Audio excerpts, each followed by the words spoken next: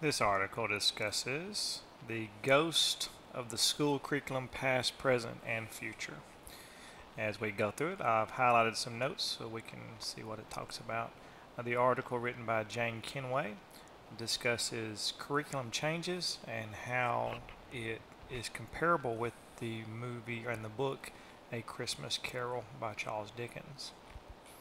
The first page, as you read it, deals with kind of an overview of the Charles Dickens novel. The first thing she talks about is capitalism today takes a somewhat different form. Capitalism is now often equated with the knowledge economy.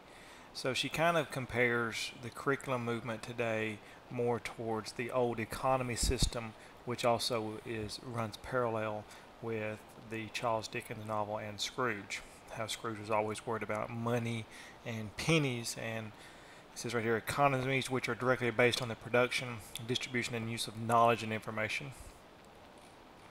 Continue scrolling down. The success of policy, including curriculum policy, is ultimately measured in these terms. It is thus possible to talk of the Scrooge state. This is kind of an old argument that many researchers have made, that schools were originally created to assist in educating workers so they could work in factories. If you could teach them how to read, then they could read a manual. And this is something that it comes back from the old industrial age. So the Scrooge state would be obviously an easy connection to make, because that's what she would be talking about. What are some of the features of the Scrooge state when it comes to matters in curriculum policy and education policy more generally? Is the main feature that talks about that.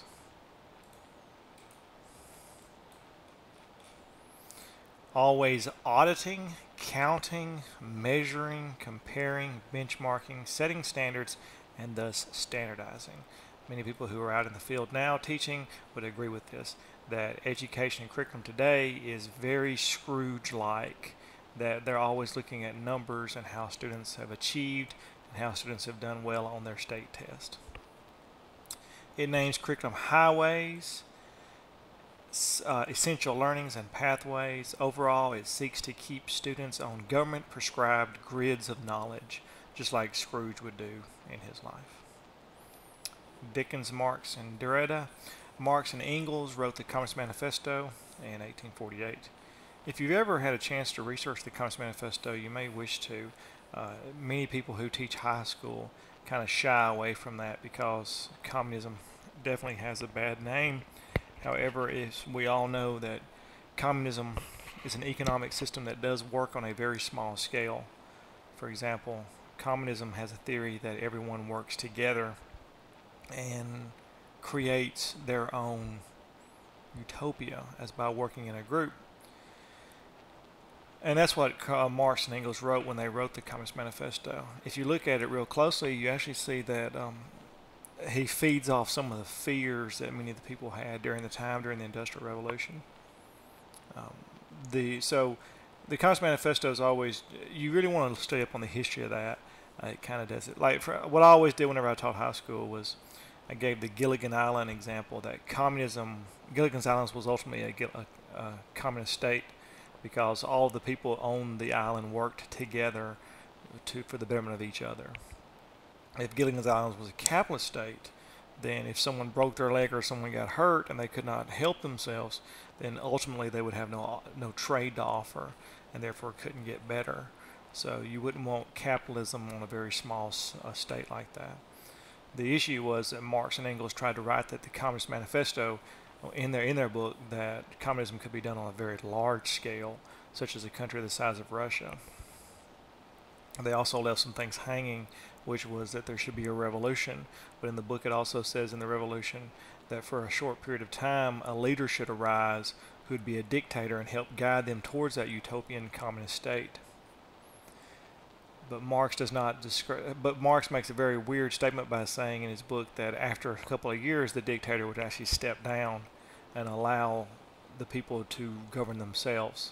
Well, there's the ultimate flaw in the book, that human beings who have that much power, would they be willing to give up that much power?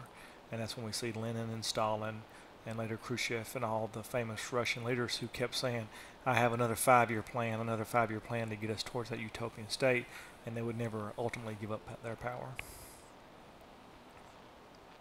So the book right here brings up Marx and Engels. Said that whenever that Christmas Carol was written, it was also written during the Marx and the Communist Manifesto. That Dickens and Marx share similar concerns about industrialization, which is obviously true. If you look at the Dickens book and you see Scrooge is all about money and all about greed, and looking at that, there was always that concern that the goodness of man would go away.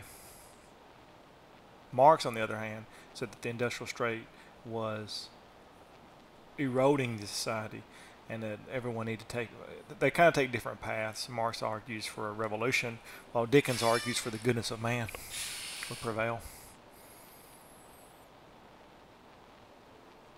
And that's why she quotes the line right here. It says, the Communist Manifesto's first line is, there is a spectre haunting Europe, the spectre of communism. All the powers of old Europe have entered into a holy alliance to exercise this spectre. For Derrida, the ghost rattles the very foundations of existence. The spectre is ambiguous, he says, it casting it out what we think we know. So this is where the idea of the ghost comes into play. And I know you're thinking, well, what does this have to do with curriculum? Well, you're seeing where the ghost was an image that Karl Marx used whenever he talked about this spectra inside Europe.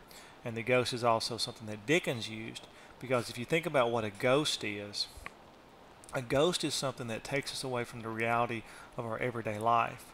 Whether you believe in a ghost or not, let's look at the ghost in the Dickens sense, that the Scrooge was happy with his life. Everything was going well, and then this ghost emerges, and when the ghost emerges, it shakes him to his foundation. You know, what is this thing that he sees? Past, present, and future no longer exist. The ghost that that Scrooge sees, haunts because it disrupts the self-identity of the present. So therefore, whenever we look at curriculum, and we see that curriculum today is more of a Scrooge state, or as this author argues, the ghost of old curriculum past is always haunting us and creating things that we are concerned about. It talks about aporias, which are blind spots, or the places that one cannot see, the things which one are ignorant or prejudiced about. For example, whenever Scrooge was taken by the ghost to go see his little bitty, to see all the people around him and how they were living and they were spending Christmas and how they were poor. Well, he didn't know that that was going on, so that was a blind spot that he thought he did not know that was going on. So it's the same way with curriculum. Current curriculum policies are presented as assured knowledges. You know, we need to do this well on the state test, because if we do, then we'll do well on the state test. It makes no sense. And they said that the euphoric without paradox, without aporia, which is without those hidden gems of knowledge, free of contradiction, without uncertainties. The ghost of curriculum past, present, and future reveal the blind spots within the Scrooge state view of curriculum, both as unintentional and also deliberate failings of sight. So instead of us teaching at a school and following their curriculum, and when we followed their curriculum blindly, that this is the way to go, that this is the Scrooge state, this author is arguing that when we do that, we forget there's ghost of old curriculum past that definitely is haunting us. I'd be more specific in these next couple of paragraphs. The Scrooge state is ultimately concerned about the business of business and the global capitalist market in the form of the knowledge economy. Steering populations in the schooling system, so moving people into the school so they can be educated, so they can work in our factories. Students and teachers are seen as either under control or dangerously out of control. The Scrooge state tends to collapse accountability with accountancy and ability with docility. The ghost of curriculum past for the Scrooge state include, for example, school-based curriculum, the negotiated curriculum, student-centered curriculum, and democratic curriculum. Teacher education institutions are often expected by governments to train student teachers in compliance. And this is where it says teacher researchers, teachers as critically reflective practitioners or inquirers. Indeed, teachers as relatively autonomous professionals who can be trusted to educate young people and who don't need to be constantly measured and managed. All right, so what is this saying? It is saying that the modern day curriculum is kind of like Scrooge. However, the ghost of curriculum past is always haunting us as ghost. And one thing that might be coming up is this idea that teachers should be professionals. Teachers should be researchers. Teachers should be working themselves independently and not have to be measured. They cause unease in curriculum policy circles. Why do we have to test this? I'm a good teacher. I should be doing I can test my students myself. The ghost of curriculum past do not allow curriculum accountants and cartographers to forget the leaky logics of practice and all that they imply. Now, does this mean that in a faculty meeting a teacher stands up and says, I'm the ghost of curriculum past? No, it just means as we're drawing and we're writing this curriculum up, we realize that in the past this has been done better. Talks about animating ghosts, the article does. What ghosts should we let rest? So what the author does now is, while talking about the ghost of the past, it then starts saying, well, here's some ghosts that I would like to bring up. So it starts saying, so when you read this, you kind of, you can shift away from Dickens and you start saying, oh, so this is some of the curriculum stuff that they like to bring up, they would like to bring back to modern day. The ghost of curriculum past that I'd like mostly animate is the ghost of teachers as intellectuals. And this is something that we may be slipping away from. The idea that teachers in a classroom are highly developed ability to think, reason, and understand, especially in combination with wide knowledge. Creative intellectuals. A couple of years ago, the state of Mississippi realized that that no one was passing the biology praxis exams. So the state of Mississippi decided to try to lower the biology praxis to passing scores. It went up to debate. It went on to public debate, and it stood in the office for several months. And then finally it was about to be enacted into law that new praxis scores would be lower for biology. All of a sudden, the state superintendent stepped in and said, no, we will not do this, because what that means is we are taking away from our own teachers by saying that they are not intellectually capable of passing that praxis too. So while the idea of getting more biology teachers was good, the ghost of Christmas past was coming back saying, no, we need intellectual teachers who can pass these hard tests. Practical intellectuals. The ghost of curriculum present shows Scrooge the ignorance and want that is manifest in his world, but which he has refused to see. You scroll down. This ghost is alert to a major aporia or hole in contemporary curriculum policy on the matter of civics and values. Schools are not self-contained units that can seal themselves off from the outside world and easily teach things that contradict the outside world. The ghost of curriculum present reminds us that ignorance and want remain, that values can't be taught, learnt, and practiced in a vacuum, left behind at the school gate as students enter and leave, or enclosed within protected national or state borders. If you think about it in the real world, we do take this, that schools in Mississippi receive A, B, C ratings, or level 1 or star ratings. So it kind of gets this idea that each individual school in Mississippi is separate from the other schools, that we are a achieving, high level, super, code blue school that is sitting here and we're wonderful and everybody wants to come here. But the ghost says, look, every school is ultimately connected. So by saying that this school is the best school in the state, you're really separating the schools when ultimately they are already connected.